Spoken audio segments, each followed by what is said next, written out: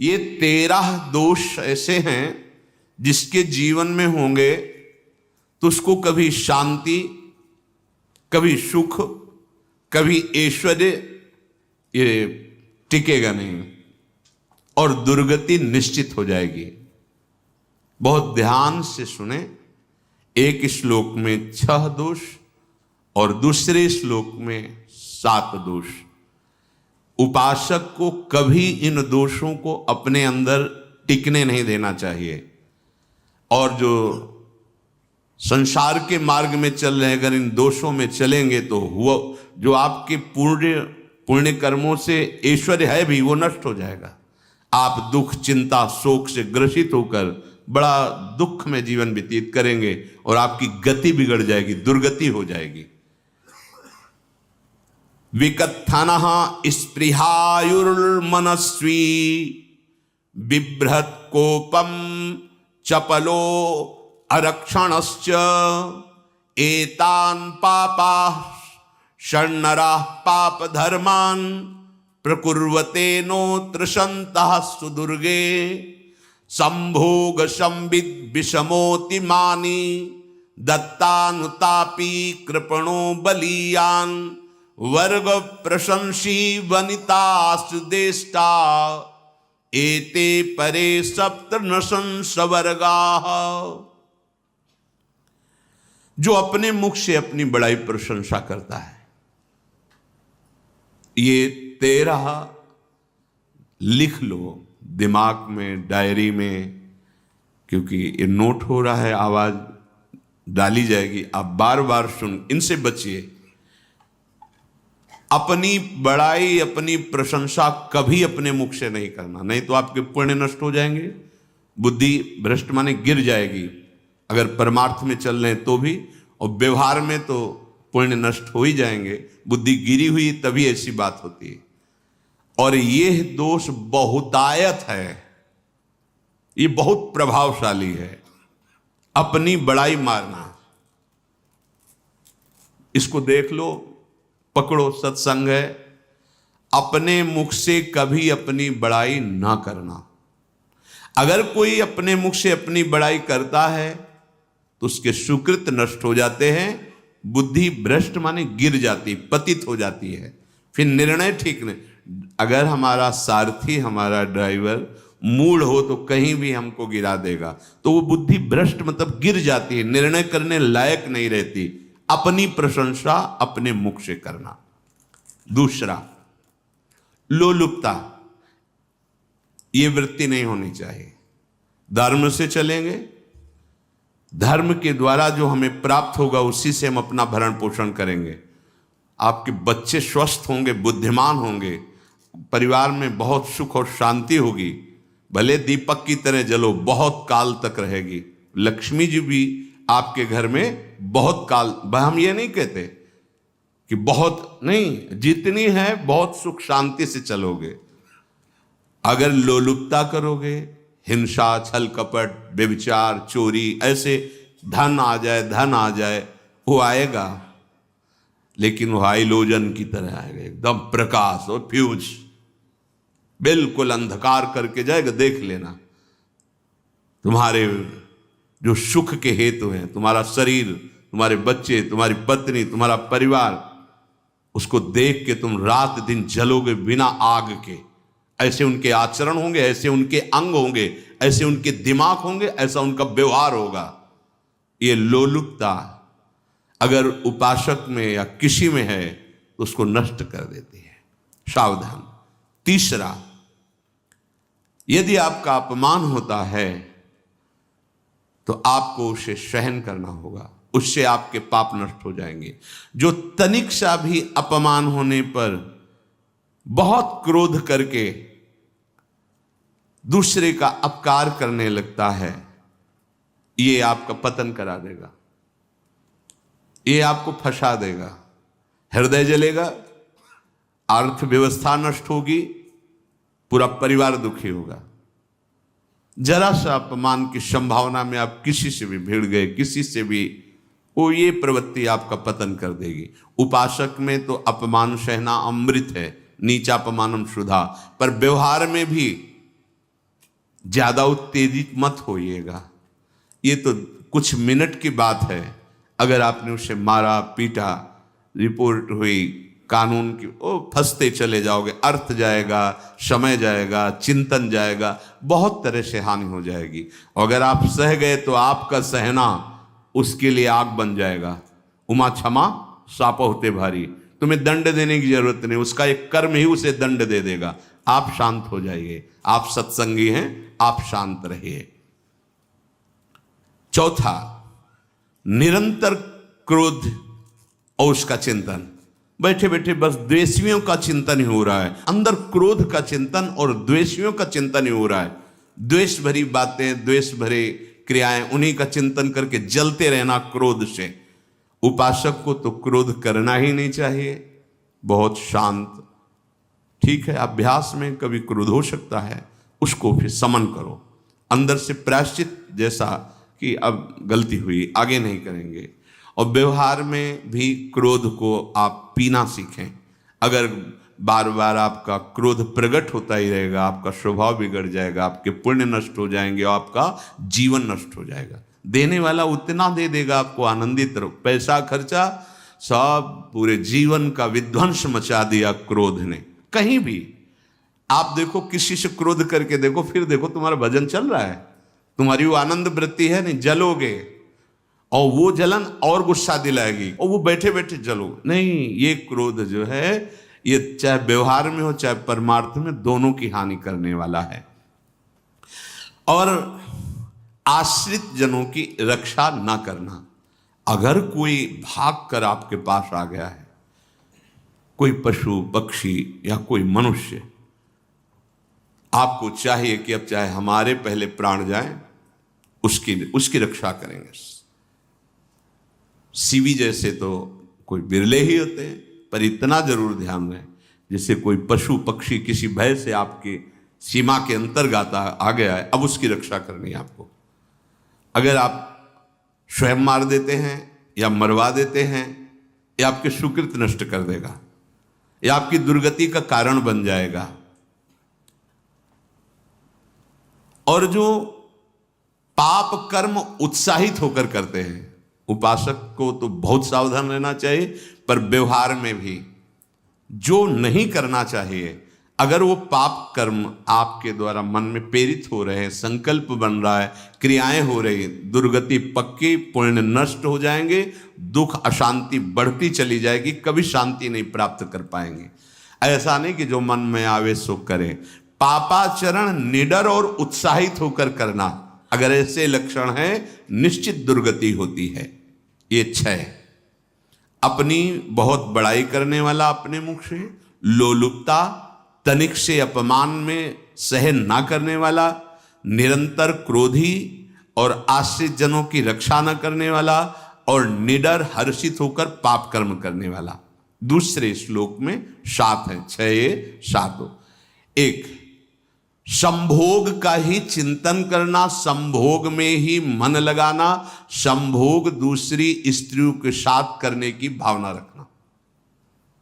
संभोग पहला है। संभोग, रात दिन बैठे बैठे बस यही चिंतन करना, गंदी बातों का, गंदी बातें देखना, गंदी बातें सुनना, गंदी बातों का चिंतन करना। फिर अन्य माताओं बहनों के प्रति काम दृष्टि से देखना, कोई आ जा रही है तो दृष्टि से, काम भाव से देखना, भोग बुद्धि से देखना, निश्चित पुण्यनाश दुर्गति। बड़े बड़े उदाहरण इतिहास में हैं जिन्होंने ऐसा दृश्य नेत्रों से देखने की चेष्टा की, मन में संकल्प किया भोगने का, नष्ट हो गए, चाहे वो कितने बड़े प्रतापी हों। ये दुर्योधन कोई साधारण थोड़ी है, भगवान व्यासदेव जी के द्वारा ही तो, भगवान व्यासदेव जी ही इसकी उत्पत्ति का कारण है। आप देखो, इतने महान पुलस्त जी ही उत्पत्ति का कारण है रावण के। बस यही ऐसे दोष हैं जिनके कारण जीव नष्ट हो जाता है। ठीक है, धर्मयुक्त काम भगवान ने आदेश किया है। आपका पाणिक ग्रहण संस्कार हो गया है, संतानोत्पत्ति की भावना से कुछ पवित्र तिथियों का त्याग करते हुए चर्चा में हुई है। एक नियम है, एक आदेश है शास्त्र का। आप बहुत काम प्रवृत्ति वाले हैं तो प्रत्येक मास में जब माताएं बहनें पवित्र हो जाती मासिक धर्म से, तो जिनका पाणी ग्रहण आपने किया, जो पत्नी स्वरूप हैं, वो ठीक है। वहां भी बार बार के लिए व्यभिचार प्रवृत्ति के लिए शास्त्र आदेश नहीं करता, संयम पूर्वक, और उसका चिंतन नहीं करना। पाणी ग्रहण संस्कार है, घर में विराजमान है, एक संयम एक नियम के अनुसार उसका चिंतन तो फिर भ्रष्ट कर देगा। चिंतन प्रभु का करना है, चिंतन प्रभु की सेवा जो आपके कर्तव्य, इसके चिंतन से बचो। घातक है, बहुत बड़ा जहर है। अगर विषय चिंतन होने लगा तो मरोगे, जिंदा जलोगे, दुर्गति भी होगी। ये अंदर की जो आग है ना, कामाग्नि, ये इतनी बढ़ती चली जाएगी, तुम्हारे होश खराब हो जाएंगे कि मुझे क्या करना चाहिए क्या नहीं करना चाहिए। कोवा मदांधो मदनातुरोवा, अंधा हो जाएगा, नहीं दिखाई देगा अनुजा तनुजा क्या है कौन है, कुछ नहीं, भ्रष्ट बुद्धि। संभोग का चिंतन नहीं। धर्मयुक्त काम आदेश है शास्त्र में। यदि आप प्रवृत्ति मार्ग में हैं तो अपनी पत्नी को जो पाणी ग्रहण स्वीकार किया है, वहां भी पवित्र तिथियों का त्याग करते हुए, एकादशी है, रामनवमी है, नव दुर्गा है, जन्माष्टमी है, राधाष्टमी, जो पवित्र तिथियों का त्याग करते हुए, और ऐसे जो मर्यादाएं हैं उसके अनुसार, और कहीं पराई स्त्री के साथ संभोग की बात, निश्चित दुर्गति पक्की है। ऐसे ही माताओं के लिए है, स्त्री शरीर के लिए है। यदि वो ऐसी गलत चेष्टा, तो पतिवंचक परपति रति करही, रौ नरक कल्पसत परही। ये भोग चिंतन से बचने की चेष्टा कीजिए तो क्रिया से अपने आप बच जाएंगे। क्रिया के पहले चिंतन होता है, चिंतन से ही क्रिया का आवेश आता है। चिंतन संभालिए, इसी से भगवत प्राप्ति होती है, चिंतन से, और इसी से दुर्गति भी होती है। अनन्यस चिंतयन्तु माम, भगवान चिंतन करे, मेरा करो, कर्तव्य कर्म मेरे को समर्पित करो। अब जब चिंतन संभोग का होगा तो बुद्धि भ्रष्ट हो जाएगी। ये जो राक्षसी प्रवृत्तियां सुनने को मिलती है ना, कि ऐसा हुआ, वो देखा सुना और चिंतन किए, अब इतनी राक्षसी वृत्ति आ गई कि बस अब उनमें और राक्षसों में कोई अंतर नहीं रह गया। दूसरा, विषमता रखने वाला, सबके साथ बर्ताव ऐसा कि मैं बहुत श्रेष्ठ हूं और दूसरे सब नहीं, ऐसा व्यवहार नहीं। सब भगवत स्वरूप हैं, समान व्यवहार। जैसे आपके भोजन है तो जो आप पा रहे हो वही सबको दीजिए, बैठने की व्यवस्था, उठने की व्यवस्था, क्रम बाय क्रम, पर उसको भी नीच भाव से मत देखिए। उस कोटि का उसको प्यार दीजिए, दुलार दीजिए, सम्मान दीजिए। इतनी विषमता ना फैलाते रहें अपने जीवन में कि आप सबके निंदा के पात्र बन जाए। विषमता नहीं, सबको प्यार। हाँ ठीक है, पुत्र का अलग प्यार है, भाई का अलग प्यार है, पिता का अलग प्यार है, पर हमारा व्यवहार प्रीति युक्त होना चाहिए, विषमता भरा नहीं होना चाहिए। अगर हमारे चित्त में विषमता ही रही तो संसार है, प्रभु नहीं है। जीत विषम संसार कीर्ति जग बिस्तरे। जो विषमता पर विजय प्राप्त कर लेता है वही भगवत प्राप्ति का अधिकारी। ये विषमता बहुत बड़ी हानि है। तीसरी बात, अत्यंत मानी होना। जहां आपके प्राण कमजोर होंगे, पुण्य नष्ट होगा, आयुश्री सब नष्ट होना है, ऐसे आचरण करवाएगा गुरुजनों के साथ, महापुरुषों के साथ। ये बहुत नीच प्रवृत्ति है। अत्यंत मान प्रियता, मुझे सम्मान मिले, उत्तम प्रवृत्ति है। सबको मान देना, स्वयं अमानी रहना। चौथा, दान देने की बात कह के मुकर जाना या दान देकर पश्चाताप करना। दे दिया है, बहुत जल रहे हो, दूसरे से वार्ता कर रहे हो कि पता नहीं क्या यार बुद्धि में हो गया, हमने उसको इतना कहा था, उतना दे दिया, क्यों दे दिया, ऐसा ऐसा, मतलब अंदर चिंतन करना, क्यों दे दिया तो दिया। इसके बाद जो आपका ये जलन हो रही, पश्चाताप, सुकृत नष्ट हो रहे हैं। दान देकर पश्चाताप करना या दान देने की बात कह के मुकर जाना। जैसे आपने कह दिया आपको इतना इतना ऐसा, अब आप मुकर गए, ब्याज सहित तुम्हें देना होगा, ये तुम्हारी दुर्गति का कारण बन जाएगा। ऐसे ही नहीं बोलना चाहिए, बहुत होश से। वाणी एक अमोल है, जो कोई बोले जान, ये तराजू तौल के तब मुख बाहर आन। पांचवा, अत्यंत कृपण होना, ना परिवार को सुखी कर पा रहा, ना अपने को सुखी कर पा रहा है। एक एक सिक्का बैंक में जो मर गया।